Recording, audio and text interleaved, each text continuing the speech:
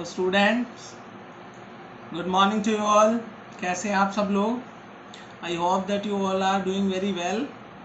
तो स्टूडेंट, आप सब सेफ रहें, सुरक्षित रहें, घर पर रहें। सबसे इम्पॉर्टेंट चीज़ है कि घर पर रहें, अच्छा खाना खाएं, हेल्दी फूड खाएं, ठीक है। एक्सरसाइज करते रहें डेली थोड़ी बहुत, तो उससे आपकी बॉडी ठीक रहेगी, ठीक है। और बिल्कुल भी अपना रूटीन ना बिगाड़े, ठीक है। पढ़ाई तो आप कर रहे हैं और बहुत अच्छा लगता है देख के कि आप बच्चों का पार्टिसिपेशन इतना ज़्यादा है डिजिटल लर्निंग में, तो ये देखकर बहुत खुशी मिलती है। और आप लोग काफ़ी अच्छा रिस्पॉन्स कर रहे हो वीडियो लेक्चर्स का, तो ये भी बहुत अच्छा लगता है देख के। तो यही आई होप कि आगे भी मेंटेन रहेगा ऐसा ही, और बिल्कुल भी सिलेबस या किसी पढ़ाई के मैटर या कंटेंट के बारे में टेंशन आप ना लें, ठीक है ना। वो सब हम पर छोड़ दें, ठीक है। आप बस जो करवाया जा रहा है आपके स्कूल से वो करते रहें, वीडियो लेक्चर्स में जो होता है वो करते रहें, बस होमवर्क करते रहें अपना टाइम टू टाइम, बस यही आपकी तरफ से हम चाहते हैं। तो स्टूडेंट, लास्ट लेक्चर में हम लोगों ने ऑर्गेनाइजिंग चैप्टर के अंदर सीखा था डेलीगेशन ऑफ अथॉरिटी, ठीक है, जो बहुत इम्पोर्टेंट टॉपिक है और जिसका मतलब था कि अपने से नीचे लेवल पर पावर को डेलीगेट करना, ट्रांसफ़र करना, ठीक है ना। तो वो हमने सीखा था। आज हम लोग सीखेंगे डिसेंट्रलाइजेशन। डिसेंट्रलाइजेशन एक बहुत इम्पॉर्टेंट टॉपिक रहा है। Second chapter principles of management में भी हमने इसके बारे में पढ़ा था। जब हमने एक प्रिंसिपल पढ़ा था सेंट्रलाइजेशन एंड डिसेंट्रलाइजेशन, तो हमने इस टॉपिक के बारे में पढ़ाई की थी। आज हम इसके बारे में डिटेल में पढ़ाई करेंगे एक बार फिर से, और मैं डिसेंट्रलाइजेशन और डेलीगेशन ऑफ अथॉरिटी दोनों में डिफरेंस भी करवाऊंगा, जो कि बहुत ज़्यादा इम्पॉर्टेंट है एग्जाम पर्सपेक्टिव से। जो क्वेश्चन अगर इस चैप्टर में से बनेगा तो डेफिनेटली डेलीगेशन या डिसेंट्रलाइजेशन पर एक क्वेश्चन ज़रूर बनेगा 4 या 6 मार्क्स, ठीक है ना। तो चलो अपनी फेयर नोटबुक में हेडिंग डाल लीजिए, ठीक है, आज की डेट डाल लीजिए और स्टूडेंट्स स्टार्ट कर। तो स्टूडेंट आज की डेट डाल लीजिए, ठीक है, और चैप्टर का नाम डाल लीजिए, chapter number 5 organising. Chapter number 5 organising. Last lecture में हम लोगों ने सीखा था डेलीगेशन ऑफ अथॉरिटी, ठीक है ना। और आज हम स्टूडेंट सीखने वाले हैं डिसेंट्रलाइजेशन। डिसेंट्रलाइजेशन, वैसे तो ये जो टॉपिक है डिसेंट्रलाइजेशन, आपको याद हो तो हमने प्रिंसिपल्स ऑफ मैनेजमेंट में इस टॉपिक को कर लिया था, जहाँ पर सेंट्रलाइजेशन और डिसेंट्रलाइजेशन फाइल का एक प्रिंसिपल आया था, ठीक है ना। तो वहाँ पर हमने इसको कवर कर लिया था, इसको सीख लिया था।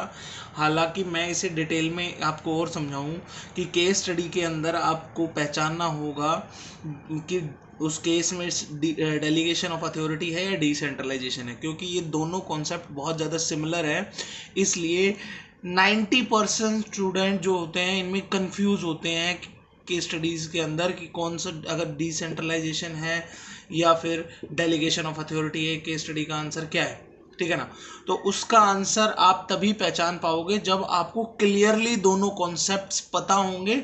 आप पहचान पाओगे किसी भी केस स्टडी को पढ़कर कि किस कॉन्सेप्ट का क्या मतलब है, ठीक है ना। तो वो आप ऐसे कर पाओगे। कल आपने सीखा था डेलीगेशन ऑफ अथॉरिटी। तो डेलीगेशन ऑफ अथॉरिटी में क्या था, मैं आपको ढंग से समझाता हूँ। मानो ये मैनेजर है, ये मैनेजर है और ये असिस्टेंट मैनेजर है, ठीक है। ये मैनेजर है और ये असिस्टेंट मैनेजर है।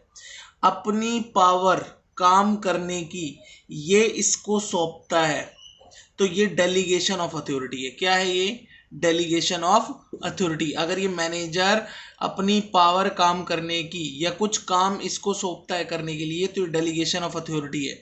या फिर कह लो कि ये सीनियर, ये टीम लीडर है, टीम लीडर, टीम लीडर, ठीक है। टीम लीडर है, ये काम कर सौंपता है किसको? Senior associate. सीनियर एसोसिएट इससे एक नीची पोस्ट होती है। तो अगर ये काम करने की पावर अपने नीचे वाले को सौंपता है, काम नीचे वाले को सौंपता है, तो क्या है ये? Delegation of authority. क्या है स्टूडेंट? ये डेलीगेशन ऑफ अथॉरिटी, ठीक है। वहीं वहीं अगर ऊपर मैनेजर से ऊपर सीनियर मैनेजर अगर कोई काम करने की पावर, ठीक है, मैनेजर को देता है, असिस्टेंट मैनेजर को भी दे देता है, टीम लीडर को भी देता है, और सीनियर एसोसिएट को भी दे देता है, एसोसिएट को भी देता है, मतलब सारे लेवल पर अगर दे देता है काम करने की पावर को, तो वही होगा डिसेंट्रलाइजेशन।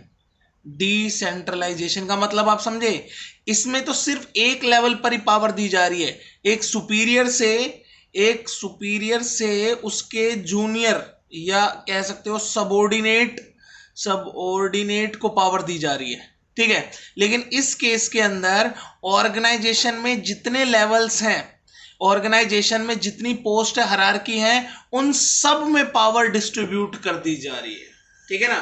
तो आपको अगर मैं समझाने के लिए कहूं, तो डेलीगेशन ऑफ अथॉरिटी डिसेंट्रलाइजेशन का एक हिस्सा है, पार्ट है, ठीक है ना। तो ये थोड़ी सी क्लियरिटी आई आपको कॉन्सेप्ट की कि दोनों में क्या फर्क है, कि जो डेलीगेशन ऑफ अथॉरिटी है वो सिर्फ एक लेवल पर ही काम करेगा, मतलब एक जो क्या कहते हैं सुपीरियर है, सुपीरियर जो है वो सिर्फ अपने जूनियर को पावर डेलीगेट कर रहा है, प्रोवाइड कर रहा है, या फिर कह सकते हो कि हैंडल कर रहा है, ठीक है ना, हैंडलिंग करने के लिए दे रहा है। और डिसेंट्रलाइजेशन का मतलब होता है कि पूरी ऑर्गेनाइजेशन पे हर लेवल में डिस्ट्रीब्यूट कर दिया पावर, ठीक है, ऊपर वाली मैनेजमेंट, नीचे वाली मैनेजमेंट, मतलब सब अपना अपना डिपार्टमेंट, अपने अपने डिसीजंस लो, मैनेजमेंट, टॉप मैनेजमेंट को कोई लेना देना ही नहीं है। फॉर एग्जाम्पल मैं बता रहा हूं तुम्हें, जैसे कि हम स्कूल प्रोस्पेक्टिव से ही देखते हैं, डेलीगेशन ऑफ अथॉरिटी का मतलब है कि जैसे हमारे कोऑर्डिनेटर हैं, कोई भी कोऑर्डिनेटर ले लो, वो किसी टीचर को बोलते हैं कि भाई मैं 15 मिनट के लिए नीचे जा रहा हूं, आप एक काम करना, फ्लोर देखना, डिसिप्लिन मेंटेन रखना फ्लोर का, ठीक है, एक केस। दूसरे केस में क्या होता है, हरीश सर आते हैं, हरीश सर कहते हैं कि भाई ऐसा है, सब अपना अपना डिपार्टमेंट देखो, कॉमर्स वाले डिपार्टमेंट सब अपना देखो, एग्जाम कब होंगे, क्या पैटर्न होगा, सिलेबस क्या होगा, साइंस वाले अपना डिपार्टमेंट देखो, ठीक है, जूनियर विंग कोऑर्डिनेटर अपना संभालो, कब छुट्टी करनी है, क्या करना है, प्रिंसिपल अपना संभालो, अकाउंटेंट सुनना, मुझे सरदर्दी नहीं है, अपने अपने डिपार्टमेंट का आप खुद डिसीजन लो, ठीक है। तो दो केस हो गए। तो जो पहला केस था जिसमें कोऑर्डिनेटर अब एक टीचर को बोलकर गया था कि 10 मिनट के लिए नीचे जा रहा हूं, एक बार फ्लोर का डिसिप्लिन देखना, तो वो केस था बेटा डेलीगेशन का एग्जाम्पल। वो केस किसका एग्जाम्पल था, डेलीगेशन का।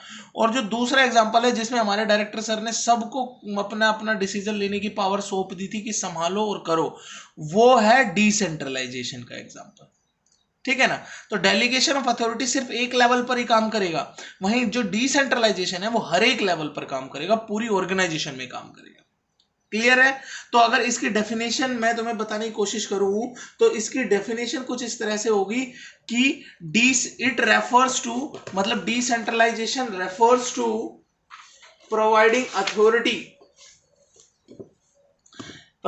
अथॉरिटी या डिस्ट्रीब्यूटिंग अथॉरिटी, ठीक है, it refers to distributing authority to lowest level, नीचे वाले लेवल तक, लोवेस्ट लेवल, ठीक है, lowest level in the organisation by top management के द्वारा जो काम होता है, जो वर्क होता है, वो या पावर होती है, उसको पूरी ऑर्गेनाइजेशन में डिस्ट्रीब्यूट कर देने को ही डिसेंट्रलाइजेशन कहते हैं। इज इट क्लियर स्टूडेंट, कि टॉप मैनेजमेंट के द्वारा, ठीक है, टॉप मैनेजमेंट है, कोई डायरेक्टर लेवल, वो काम जो है वो अपने से नीचे वाले को, ठीक है, जॉइंट डायरेक्टर, ये देखो जॉइंट डायरेक्टर हो गया, ठीक है, उसके नीचे हो गया प्रिंसिपल्स, वाइस प्रिंसिपल्स, कोऑर्डिनेटर्स, और भी नीचे होता है स्टूडेंट टीचर्स, और भी नीचे होते हैं, ठीक है, ये हायरार्की। तो डायरेक्टर ने सबका काम सबको सौंप दिया कि भाई अपना अपना काम करो और अपने अपने डिसीजंस लो, आपके ऊपर है, कुछ गड़बड़ हुई तो आपकी गलती होगी, कुछ अच्छा हुआ तो वो आपकी अप्रिसिएशन होगी, आपके ऊपर सौंप दिया हमने, दैट इज कॉल्ड डिसेंट्रलाइजेशन, ये डायरेक्टर ने सौंप दिया, दैट इज कॉल्ड डिसेंट्रलाइजेशन, ठीक है ना, कि प्रोवाइडिंग अथॉरिटी और power of doing work to the lowest level, नीचे वाले लेवल तक, by top management is called decentralisation. समझ में आ गए ना। इसमें काफी आपको और भी डिफरेंसेस नजर आएंगे डेलीगेशन और डिसेंट्रलाइजेशन में, जो कि जब अब मैं डिफरेंस करवाने जा रहा हूं तो उसमें आपको क्लियर हो जाएंगे, और ये डिफरेंसेस आपकी हेल्प करेंगे दोनों को डिफरेंशिएट करने में, दोनों को पता लगाने में केस स्टडी के अंदर। ठीक है ना। उससे पहले एक बार देख लेते हैं इंपॉर्टेंस ऑफ डिसेंट्रलाइजेशन, एक बार देख लेते हैं कि डिसेंट्रलाइजेशन की इंपॉर्टेंस क्या है। इंपॉर्टेंस ऑफ डिसेंट्रलाइजेशन, ठीक है ना, इंपॉर्टेंस ऑफ डिसेंट्रलाइजेशन। सबसे पहले तो यही है कि भाई डेवलपमेंट ऑफ एम्प्लॉइज को डेवलप करता है। ये क्या करता है, मैनेजमेंट को भी डेवलप करता है। मैनेजमेंट को डेवलप कैसे करता है, अब सबको पावर सौंप दी, हर बंदा मैनेजमेंट का अपना डिसीजन खुद ले रहा है, खुद बड़े बड़े काम कर रहा है, तो अब एक्सपीरियंस आएगा, एक्सपीरियंस आएगा तो कहीं ना कहीं डेवलपमेंट होगी। ठीक है ना, डेवलप होगा मैनेजर, क्योंकि उसमें पहले पावर नहीं थी, पहले तो ऊपर से जो इंस्ट्रक्शन आ रही थी उसे वही फॉलो करनी पड़ रही थी, लेकिन अब डिसेंट्रलाइजेशन की वजह से उसके पास पावर आई है। ठीक है ना, तो उसे काम सीखने को मिलेगा। तीसरी चीज, क्विक डिसीजन होगा। अब जैसे मान लो कि हमारे जो डायरेक्टर सर हैं वो तकरीबन 4 ब्रांचेस संभाल रहे हैं स्कूल की, तो मान लो एक ब्रांचेस में कुछ भाई डिसीजन लेना था, तो वहां से कॉल आया प्रिंसिपल का कि सर ऐसे ऐसे बात है, बताओ क्या करना है। तो सर यहाँ से जाएंगे, जाके वहां बैठेंगे, वहां पूछेंगे कि ये है वो है, फिर उसके बाद डिसीजन लेंगे। ठीक है ना। वहीं अगर डिसेंट्रलाइजेशन होता, जैसे मैं एग्जांपल दे रहा हूं आपको, जैसे सूरज स्कूल ही है हमारा, ठीक है ना, सूरज स्कूल है, सूरज स्कूल के तकरीबन 8 ब्रांचेज हैं all over the Haryana, 8 branches है इसकी। अब सोचो वो सारे अब ब्रांचेज एक ही जगह से हैंडल होती है महेंद्रगढ़ से, उसका पूरा करिकुलम सिलेबस सब कुछ। ठीक है, यानी ये सेंट्रलाइजेशन है। क्या है, सेंट्रलाइजेशन। तो सोच के देखो स्टूडेंट कि वो 8 ब्रांचेज एक ही जगह से हैंडल हो रही है। ठीक है ना।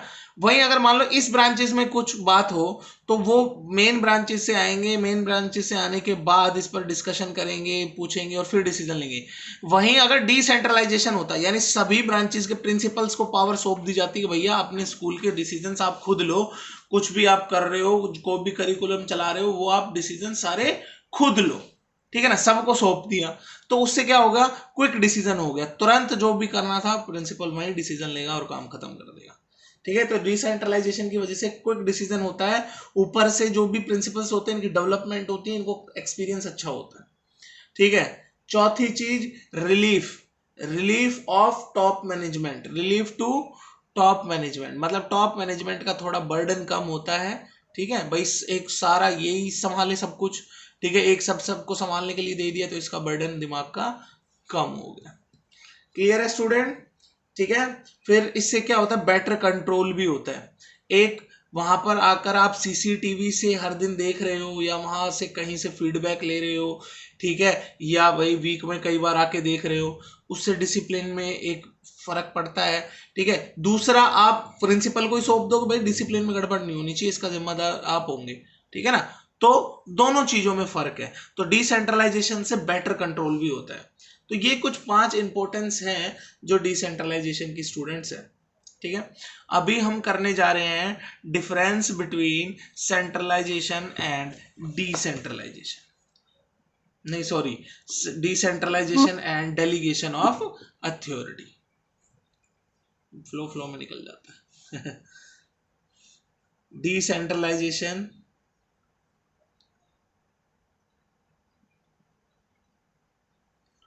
और डेलीगेशन ऑफ अथॉरिटी। तो मीनिंग में तो ये लिखना है, इट प्रोवाइड, या फिर डिस्ट्रीब्यूट लिख सकते हो, distribute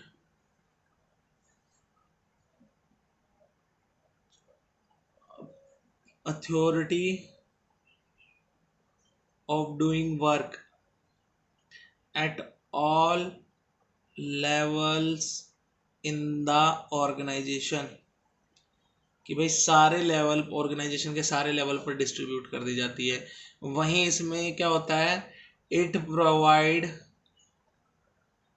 authority from one superior person to his or her subordinate. ठीक है, कि एक सुपीरियर पर्सन से उसके सबॉर्डिनेट को अथॉरिटी दी जाती है, खाली बस एक लेवल। ठीक है ना, तो मीनिंग में ही क्लियर हो रहा है हमें। दूसरा आप लिखो कि भाई, दूसरा क्या है कि जो रिस्पॉन्सिबिलिटी है, रिस्पॉन्सिबिलिटी है वो responsibility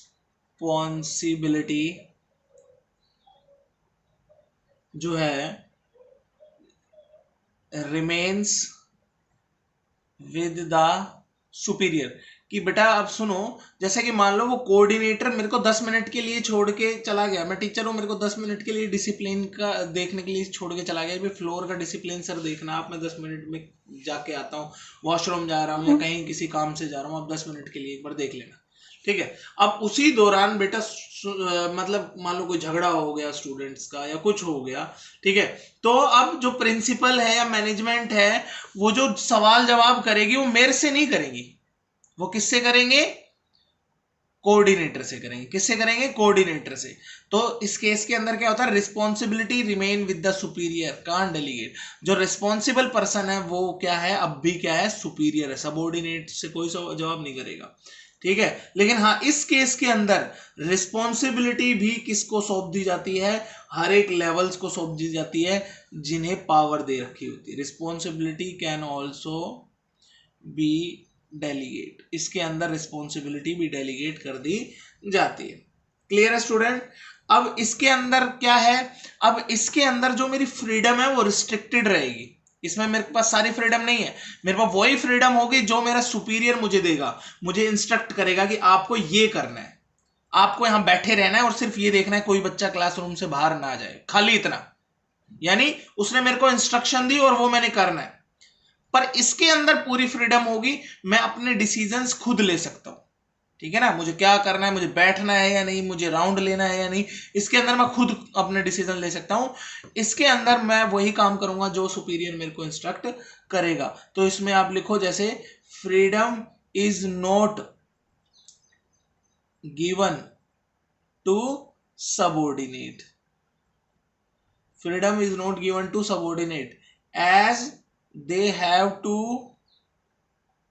work as per the instruction provided by superior। ठीक है, सुपीरियर के द्वारा जो इंस्ट्रक्शन प्रोवाइड होगी उसके अकॉर्डिंग काम करना है। स्टूडेंट इसे देखकर लिखने की कोई जरूरत नहीं है बेटा, ये सब तो आप जानते ही हो, इसे देख के लिखने की कोई जरूरत नहीं है। मैं तो चीजें इसलिए लिख रहा हूं क्योंकि आपको विजुअलाइज रहे, बातें विजुअलाइज रहे, जो मैं बोल रहा हूं वो लिख भी रहा हूं, ताकि बोलते समय अगर आप कोई वर्ड मिस कर जाओ, सुनते समय, सॉरी मैं बोल रहा हूं और आप सुनते समय कोई वर्ड मिस हो जाओ तो आप देख कर समझ जाओ कि सर ने क्या बोला था, इसलिए मैं लिख रहा हूं। ठीक है, बाकी इसके प्रॉपर आपको नोट्स प्रोवाइड हो रहे हैं तो इसको देखकर लिखने की जरूरत नहीं है आपने। ठीक है ना, इसमें तो हैंडराइटिंग भी अच्छी नहीं है। तो स्टूडेंट ये है कि फ्रीडम जो है वो सबऑर्डिनेट को नहीं दी जाती है, उसको तो सिर्फ इंस्ट्रक्ट करा जाता है, किसके द्वारा, सुपीरियर के द्वारा। बट इस केस के अंदर डिसेंट्रलाइजेशन के अंदर फ्रीडम ऑफ वर्क दे दिया जाता है, freedom of doing work is given. ठीक है, as they are free to take decisions, क्योंकि इसके अंदर जो हर लेवल्स के पर्सन बैठे हैं वो फ्री है अपना डिसीजन लेने, अपने फैसले लेने में, इसलिए वो पूरी तरीके से फ्री है, उन पर कोई भी दबाव या प्रेशर नहीं है, कोई इंस्ट्रक्शन उन्हें नहीं देता है। क्लियर है स्टूडेंट। दूसरी चीज आ जाओ, हम यहाँ पर कर रहे हैं, ये है student decentralisation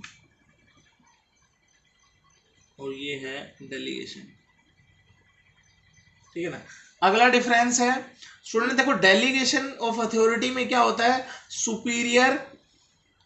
superior are accountable for the act done by subordinate.